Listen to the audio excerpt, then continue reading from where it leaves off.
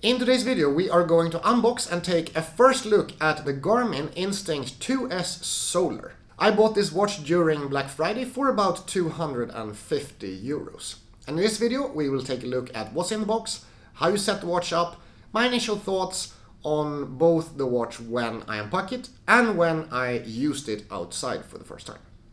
I'm W2Best, I make in-depth gear reviews and tutorials, and if you like this kind of content it would be super nice if you want to put a like on the video and maybe also subscribe to this channel. That gives me a ton of motivation to bring out new content moving forward. This is the box of the Garmin Instinct 2S Solar. Let's see what is inside.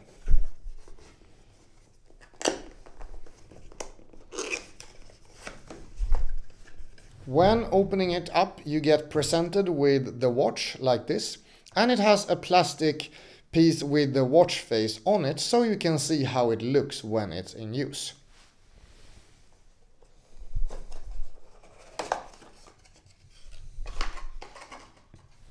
Putting that to the side, we can see the accessories here. First we have a charging cable, which is, I presume, a proprietary cable, because most of these waterproof watches will not use USB-C. A little bit of a pity, but it is hard to work out USB-C with a waterproof setting with it. So this is the proprietary cable and is USB-A in the other side. After this we have a little quick start guide and we have the safety and product information. Under the wristband here we just have a little bit of protective foam, and that is pretty much it for the box. Compared to some laptop and phone packages, that's definitely a minimalist packaging, which is something that I can appreciate every now and then. It feels like an environmentally friendly way of packaging in a small box with not that fancy packaging material and not that many accessories with it. Taking out the watch and removing this little piece of plastic, you can see that this is the way the screen looks when there is no plastic piece on it. This is the first time I use a Garmin watch. Let's see if we have any battery in the watch right now.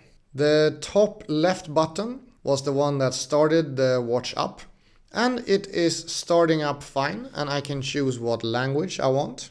I have to get used to the menu system here, but I'm gonna select English.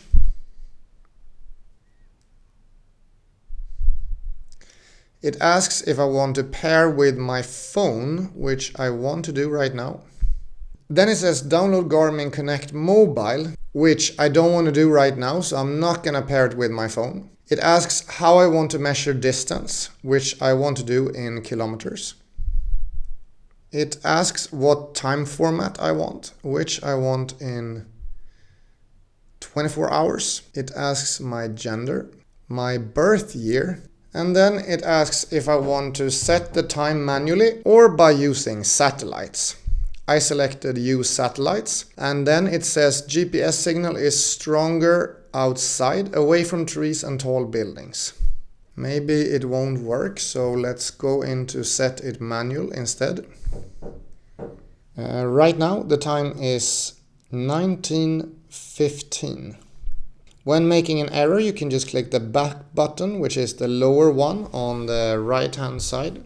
And that is the setup process without using a mobile phone. Now we have the time setup, but I don't think we have the date set up correctly because it says it's Wednesday and it is Monday. We can also see the battery life up there, which it says 15 days battery life currently. One thing I noticed right away, which is for sure an annoying part of this product, is the wristband is incredibly short. I can use it only in the very far outer hole, and I don't believe I have that large wrists. So this is quite interesting how they can make it that small. It almost seems like they want you to have to buy another one if you have normal size wrists. I am right now doing my first proper run with the watch, and it's been performing really well on this run. And one of the main things I think is interesting with it is the fact that it's so lightweight. So small and lightweight that I barely feel that it's on my hand. And I'm not super used to using smartwatches or running watches, but I feel like this is a really neat feature to have. The fact that it's not shaking around and feeling really heavy at use.